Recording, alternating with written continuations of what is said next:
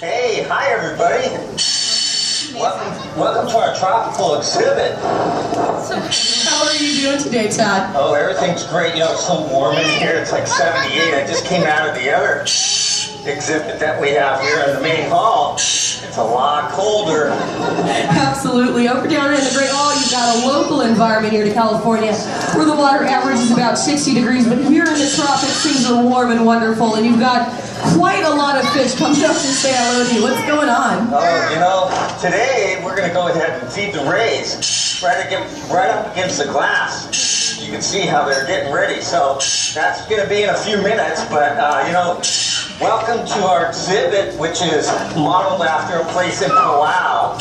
Probably a lot of people wondering, Palau, where's Palau? Well, you're really lucky because today you don't have to get on a plane at LAX and then go all the way to Honolulu, and then from there you're going to go to Guam, and eventually you get to Palau. So, you know, this is what I would see if I was diving there. A big wall, and then out to the blue. This is actually our largest exhibit, isn't it? It sure is. You know, 350,000 gallons. I mean, that's a lot of water. You know, so let me see if I can feed some of these rays. See if they'll come on over and we can start doing that. This should be very exciting. You don't always get to see this happen here at the aquarium. This feed usually happens only once a day. And you really never get to see stingrays eat like this if you're out in their natural habitat. So it gives you a really unique opportunity to get to see exactly how they feed. If one of them will come up to the window here and see us. You're in position, Todd. Yep. Here one comes around the corner here. There you go. Yes, here we come. So you can see its underside is white, it's got its mouth there. Oh. They get very overexcited during this time of day. But check that out, isn't that neat? Oh, even the sharks want to get in. Very exciting here at the Tropical Reef dive today. So you can see that, we've got one of our younger ones coming up to say hello as well.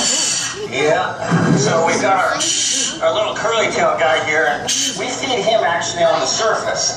So these bigger ones, these southern stingrays, are the ones that we feed up against the glass. And what it is it's the same thing as for them as if they were feeding on the ground, except they're feeding vertically. Exactly, so you can see the sort of everyone's super impressed out here. That's awesome. So they put it between their wings, and then they use that flat mouth of theirs to sort of suction it in, and they vacuum it up. And stingrays actually don't have sharp teeth. They actually have flat plates inside their mouth, which they use to sort of smash up their food, as you can see right now, and then they'll swallow it. So these rays are kind of like your ears. They're just cartilage. So if everybody touches your ears, that's kind of what I feel when I just grab a hole like that. I just feel, you know, kind of a fluffy skin. His fish, and if you watch how they move, you can see that flexibility reflected in the way their wings are moving, very flexible. If you take a look at the sharks, it's a very similar flexible movement, and that's because sharks are also a cartilaginous fish. So they also are made up of that bendy, flexible material that you find in your ears and the tip of your nose as well. Right, let's talk about these zebra sharks over here. We got one to your left, he's just leaving. There's another one right here. And you know, they actually have spots. And some of you probably wonder, well, why would that zebra shark have spots? I mean, why wouldn't we call it a spot shark or something like that? Well, when they're babies, little guys, they have stripes. So they look like zebras. And then the name just kind of sticks. And then we also have sharks that are local, that are called leopard sharks.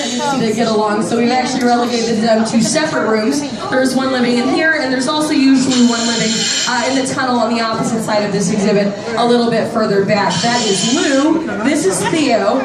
Right now, Lou has a little injury on his shell, so you can actually go out to the 40-foot quarantine tank out by the Molina Animal Care Center outside and see him out there healing from his wound under the care of our pet or vet, excuse me, Dr. Lance Adams. So sea turtles are really an interesting animal. The olive ridley is the smallest of the sea turtles, but all sea turtle species are listed as threatened or endangered, right?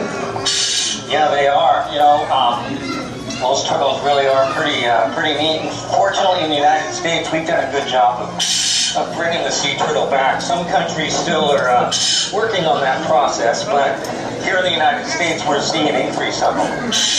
Yeah, if they see plastic back, they'll just go ahead and eat it. Exactly. So one thing we definitely really want to do is make sure we're cutting that out. One of the ways to do that is simply by not using plastic bags. But an alternative, if you'd like to continue using those plastic bags, thank you very much for your support. If we have any members with us today, I'd like to thank you for your continued support. Again, my name is Jenny. I'm a member of the Education Department here at the Aquarium of the Pacific, so if you have any questions at all, I would be happy to chat with you. But if not, enjoy the rest of your stay here at the Aquarium of the Pacific.